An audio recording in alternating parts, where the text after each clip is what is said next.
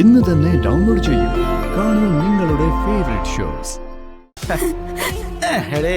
Puppy, Padmini, Vishnu, അങ്ങനെ പറയടേ. എന്നാലല്ലേ മനസ്സിലാവുള്ളൂ.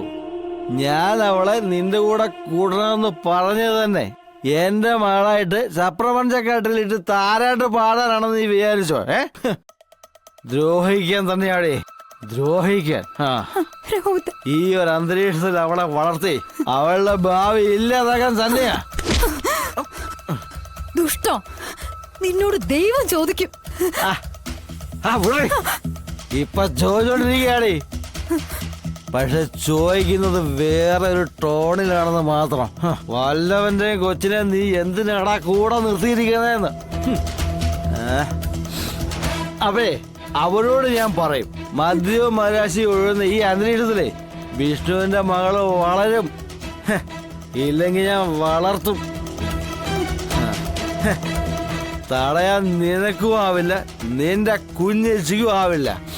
എന്തിന് ഈ പറയണ വിഷ്ണുവിനും പറ്റില്ല. തടഞ്ഞാൽ സത്യാമ്മയുടെ മുന്നില് പപ്പിയന്റെ മോളല്ലെന്ന് എനിക്ക് പറയേണ്ടി വരും. അപ്പൊ പിന്നെ വിഷ്ണുവിനും ശാലിനിക്കും ഒരുപാട് ചോദ്യങ്ങൾക്ക് മറുപടിയും കൊടുക്കേണ്ടി വരും. അമ്മയും മകനും മരുമകളും കൂടി ഒരുമിച്ച് കഴിയാൻ എന്റെ ഈ കൊച്ചു രഹസ്യം തടസ്സമാവുകയും ചെയ്യും. ഇത്രയും നാളും എന്നെ ഒളിച്ച് ഒരു രഹസ്യമായിട്ട് നിങ്ങൾ നടന്നില്ലേ? ഇനി ഈ രഹസ്യമായിട്ട് ഞാനും ഒന്ന് നടക്കട്ടെ. ഇതിന്റെ പേരിലുള്ള ഏക ലക്ഷ്യം മാനസികമായും ശാരീരികമായും പീഡിപ്പിക്കുക എന്നുള്ളതാ. എന്നിട്ടേ അതിൽ ആനന്ദം കണ്ടെത്തുകാടി. എന്റെ ഇനിയുള്ള വഴി അത് തന്നെയാടേ. രോഹിത്, ഞാൻ എന്റെ പപ്പി മോളെയും കൊണ്ട് എന്റെ വീട്ടിലേക്ക് പോവാ. ഇനി അവിടെ ആരിരുന്നിട്ടാടി? സ്പിരിറ്റ് കേസിൽ പ്രതിയാക്കപ്പെട്ട വിഷ്ണുവിനെ കളക്ടർ ഔദ്യോഗിക സ്ഥാനത്തിരുന്ന് വഴിവിട്ട് സഹായിച്ചതിന്റെ പേരില് ശാലിനിയുടെ ജോലിയും പോവും. പിന്നെ പിന്നെ ഏക ആശ്രയം ആ ഉണക ചായക്കടയാ.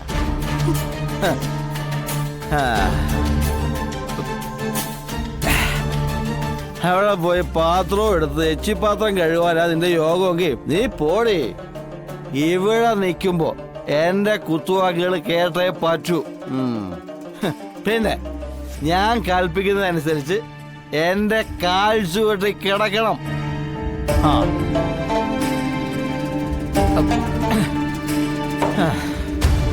ചിലപ്പോ ഞാനേ ഉപദ്രവിച്ചെന്നൊക്കെ ഇരിക്കും.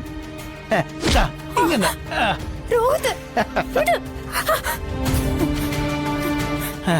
മറുത്തൊന്നും പറയാതെ ക്ഷമിച്ചേക്കണം. കാരണം ഇത് രോഹിത്തിന്റെ സാമ്രാജ്യമാണ്.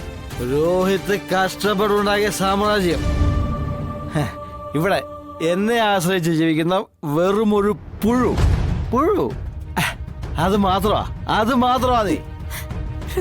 വെറുമൊരു പുഴു. അവിടെ